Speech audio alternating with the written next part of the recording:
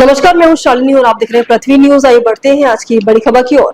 गौर से देखिए, अपनी टिप्पणियां देते हुए प्रशांत किशोर पांडे जी के चेहरे पर एक व्यागत्यात्मक मुस्कान साफ दिख रही है। क्या आप में से कोई इसका कारण बता सकते हैं? जन सुराजी योद्धा जटाशंकर आत्रे की प्रतिक्रिया। 15 दिनों की अनपेक्षित देरी के कारण चेहरे पर वैसी मुस्कान है, और ये भी कि पहलगांव की जघन्य घटना की खबर मिलने के साथ ही भारत को प्रति हमला बोल देना चाहिए था। ये देरी क्या दर्शाती है कि भारत कमजोर है। इन 4 आतंकियों के विरुद्ध भी तुरंत कोई कदम उठाने में सक्षम नहीं है। विश्व की 4 सर्वश्रेष्ठ सैन्य शक्ति में स्थान रखने वाले भारत के पास तुरंत निर्णय की क्षमता नहीं है। प्रधानमंत्री के द्वारा सैन्य प्रधानों को दी गई छूट झूठ है, दिखावा है। और यदि कोई देश अनायास हमला बोल दे तो क्या करोगे? तैयारी में 15 दिन लगाओगे? किसके डर से? सरकार संकोच करती है, परंतु तुरंत जवाबी कार्रवाई में संप्रभुता पर हमले के बाद भी पोल खोलने में इतनी देरी। तब संसद भवन पर हमले के बाद भी अटल जी केवल दांत पीसते और मुट्ठी लहराते ही रह गए थे।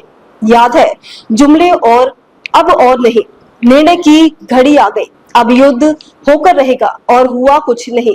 पाकिस्तानी सब समझते हैं, भारतीय बड़े सहिष्णु होते हैं, क्षमा के लिए जाने जाते हैं, बहुत चोट पहुंचाने पर भी थोड़ा नाराज होते हैं, संप्रभात होते हैं, लहू ठंडा होता है, बड़ी से बड़ी बेइज्जती को शीघ्र ही भुलाने में सक्षम होते हैं। जरा सोचकर देखिए, संसद का हमला यदि विफल ना हुआ होता तो क्या होता? सभी सांसदों को घुटने टेकने पर विमर्श कर देता, या कि सौदा करता, या सबको पंक्ति में खड़ा करके उदारता की कीमत वसूलते हुए भून डालता। उफ सोचकर अस्तित्व धरा जाता है। इजराइल के पराक्रम के समक्ष हम कुछ नहीं है। इजराइल की जीव जटा से भारत कब कुछ सीखेगा? आम आवाम के सिसकते स्वाभिमान को कब संभालेगा? भारत अपनी विशालता के साथ रण कौशल में भी अभूतपूर्व प्रदर्शन कब करेगा? कैसे अवैध परिवारों को लांघकर आतंकी भीतर चले आते हैं? हमारी गुप्तचर प्रणाली को क्या हो गया है? भारत सीधी लड़ाई में कभी नहीं हारा। सदैव सहोदरों की दगाबाजी ने हमें हराया। स्थानीय भेदियों के बिना कोई आतंकी आ नहीं सकता। अजीत डोभाल भी सटिया चुके हैं। साध्वी की बड़ी याद आने लगी। ये रोज रोज की चिक चिक क्यों?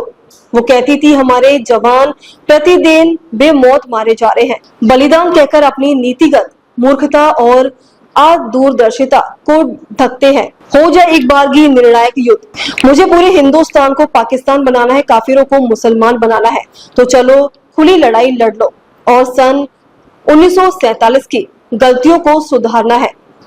खंडित भारत को अखंड बनाना है। हम हारे तो तेरे मन का होगा और हम जीते तो मत पूछो क्या करेंगे। हम धर्म का सत्यार्थ बताएंगे, अहिंसा की सही परिभाषा समझाएंगे, उदारता का संदर्भ प्रस्तुत करेंगे और देशभक्ति के मर्म को घोलकर पिलाएंगे। सोचो, पाकिस्तान के जैसे क्षेत्रफल का भारत होता तो क्या होता? वो थप्पड़ों से मार मार कर भगा देता और हिंद महासागर में कूदकर डूब मरने पर को मजबूर कर देता। मौजूदा परिपेक्ष्य में सोचो, 78 वर्ष बीत जाने के बाद भी भारतवासी अपने देश में सुरक्षित नहीं है। बातें जितनी बना लीजिए, बस यही है।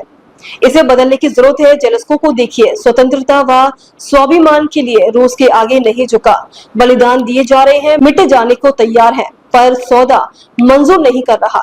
रूस अपने दावों के आधार पर हार चुका है। कारण रूस का 1 सप्ताह में मसल डालने की बात किया था और अब लड़ते हुए 2 वर्ष शायद गुजर चुके हैं। और देखिए, अनायास हुए हमले में कुछ नागरिक मारे गए थे और कुछ का अपहरण किया गया था।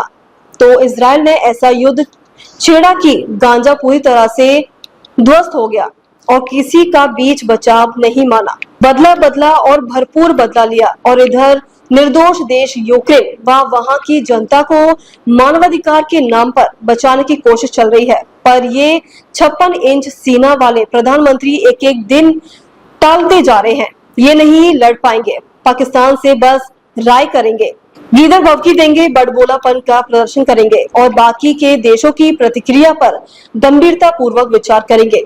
राक्षसों से मानवों की तरह व्यवहार करेंगे, उन्हें दंडित करने से बचेंगे। क्या चाहती है भारत सरकार? भारत के पुरुष को क्या हो गया है?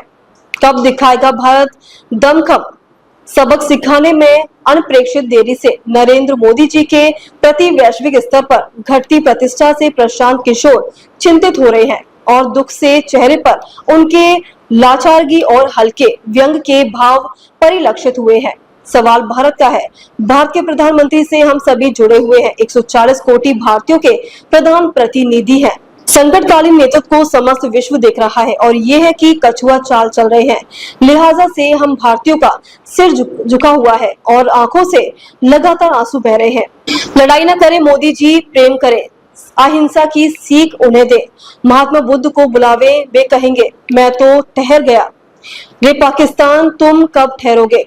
और कलिंग युद्ध की तरह जैसे राजकुमारी पद्मा के सामने सम्राट अशोक के शस्त्र त्याग दिया था, आप भी कर दीजिए। नहीं तो ऐसा कुछ करिए कि इसी शीत युद्ध से भारत को हमेशा के लिए छुटकारा मिल जाए, समझे। तालुकदार जी, धन्यवाद कि आपने मुझे जगाया, लिखने को प्रेरित किया और आप अच्छे चिंतक हैं और दूरदर्शिता भी। अब तक के लिए बस इतना ही, फिर होगी आपसे मुलाकात। तब तक के लिए नमस्कार और देखते रहिए पृथ्वी न्यूज।